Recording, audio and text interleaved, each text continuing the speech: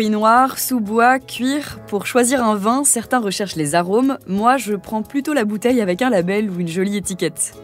C'est un peu dommage, parce qu'à force de choisir au hasard, je ne sais même pas ce que j'aime vraiment. Et c'est normal, il y a de quoi s'y perdre. Rien qu'en France, on compte un peu moins de 800 appellations.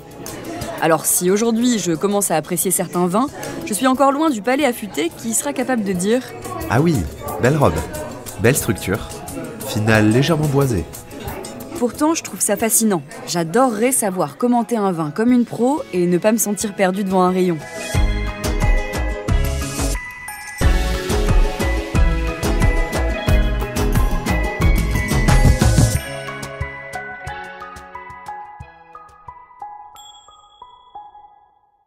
Aujourd'hui, retour sur les bancs de l'école, ou plutôt à un comptoir de dégustation.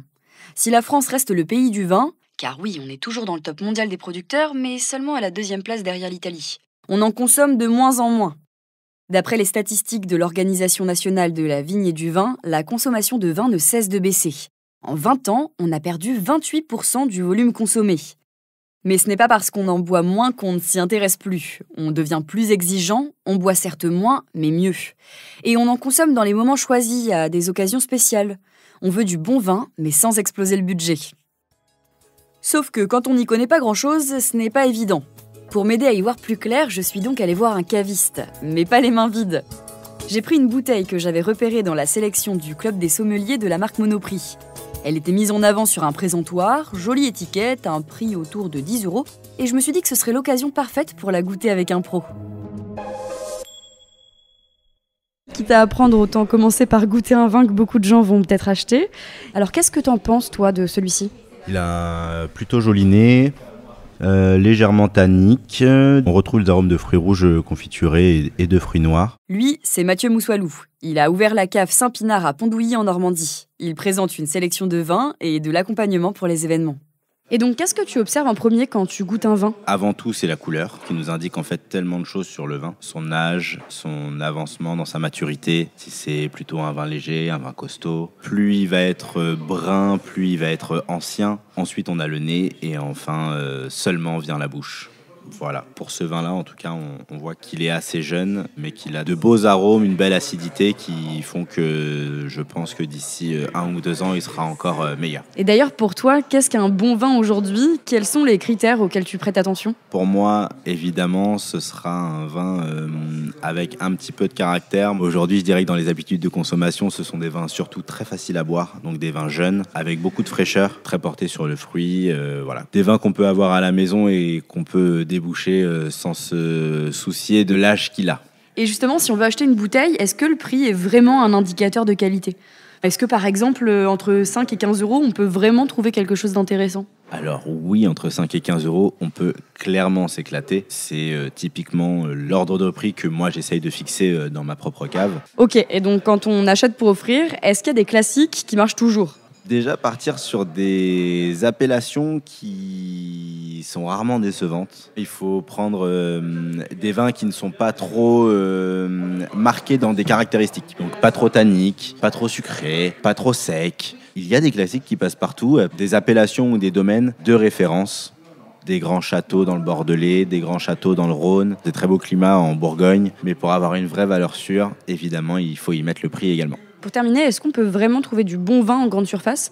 Qu'est-ce qu'il faut regarder ? Oui, on peut trouver du bon vin à bon prix, puisqu'il y a de plus en plus de supermarchés qui tentent de sourcer leur vin plus correctement. Sinon, j'ai envie de dire que la meilleure méthode est encore de goûter. Le vin, il faut se renseigner, kiffer et kiffer bien. Quand on est face à un grand rayon et qu'on n'a pas forcément de conseils à côté, le fait d'avoir des petits labels comme Récoltant ou Bio ou Déméter, ça nous aide énormément pour essayer d'avoir un produit de qualité tant dans les valeurs que pour le palais. Donc c'est possible, à condition de savoir ce qu'on cherche et aussi de tomber sur une bonne sélection. Et justement, chaque année, toutes les enseignes jouent le jeu et organisent des foires au vin. Celle de septembre, c'est la plus attendue. Chez Franprix, par exemple, on retrouve 69 cuvées prêtes à boire, dont plus de la moitié sont à moins de 8 €. Du rouge, du blanc, du rosé, des effervescents. Ce sont donc des sélections pointues, faites par des experts, autant dire qu'il y a peu de risques de se tromper. Pour ceux qui ne pourraient pas y participer à la rentrée, pas de panique. Il y a toujours la possibilité de se rattraper avec la foire au vin de printemps. D'ailleurs, vous vous souvenez de la bouteille que j'ai ramenée à Mathieu, notre caviste ? C'était une cuvée de la gamme Grande Réserve du Club des Sommeliers, une marque distributeur du groupe Casino. Et ça m'a donné envie d'en savoir plus. Qui est derrière cette sélection ? Et comment on équilibre la qualité, l'accessibilité et aussi l'originalité ? J'ai donc rencontré Arnaud Mathéos, responsable achat vin et champagne du groupe Casino. Est-ce que vous pourriez me dire quelques mots sur la marque distributeur Club des Sommeliers ? Donc Club des Sommeliers, c'est une marque qui a été créée en 1988. C'est la marque qui est transversale à toutes les enseignes du groupe Casino, Franprix et Monoprix. On a une gamme classique avec des AOP, des IGP, des monocépages, mais aussi des bicépages. Et également une gamme grande réserve, on va dire premium. Elle a été créée il y a 17 ans et l'idée c'était d'associer en fait des grandes appellations, des noms de domaine ou des grandes maisons. Pour celles et ceux qui ne savent pas, AOP ça veut dire appellation d'origine protégée, c'est-à-dire que ça garantit l'origine et que ça protège les producteurs locaux. IGP c'est indication géographique protégée, donc un savoir-faire lié au territoire. Et quand on parle de monocépage, c'est un vin fait avec un seul cépage. Enfin, bicépage, c'est tout simplement un mélange de 2 cépages. Et alors, comment est-ce qu'elle se construit cette sélection ? Par exemple, qui goûte ? Quel est le processus ? En fait, pour les grandes réserves, mais également pour la gamme Club des Sommeliers, donc en fait, c'est un processus, c'est un triptyque. C'est-à-dire qu'on a les vignerons, les fournisseurs, les caves coopératives ou les négociants, on a les acheteurs et on a un responsable de la qualité des achats. Donc avec ce triptyque, on définit les assemblages pour avoir le meilleur profil possible. Sur la partie des grandes réserves, c'est un petit peu différent. On a encore un partenariat plus serré avec les domaines. C'est-à-dire que là, on va rencontrer les domaines tous les ans, on va chez eux et on détermine le meilleur assemblage, le meilleur profil directement dans leur cave avec les vignerons. Est-ce qu'il y a des tendances qui ressortent cette année ? Moi, je dirais qu'il y a plusieurs tendances sur la partie des couleurs, c'est-à-dire qu'on se rend compte depuis quelques années que le rouge régresse. Le rosé, il fluctue en fonction de la saisonnalité. Quand il fait beau, les ventes progressent. La vraie tendance, c'est le blanc.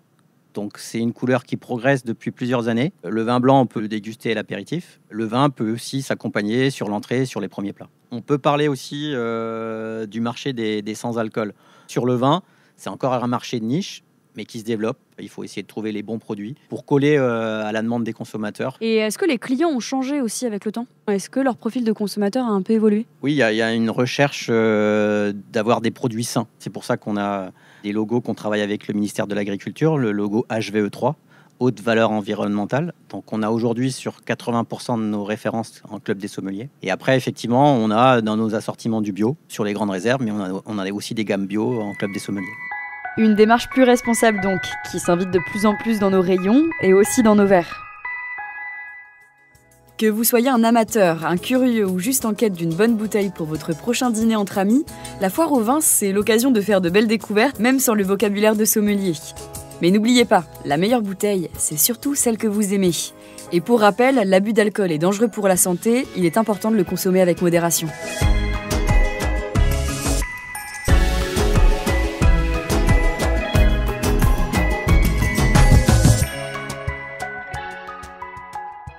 Vous venez d'écouter Au Rayon Futur, le podcast qui enquête et cherche des réponses aux grands enjeux de consommation d'aujourd'hui et de demain, à travers des réflexions individuelles, des échanges constructifs et des paroles expertes.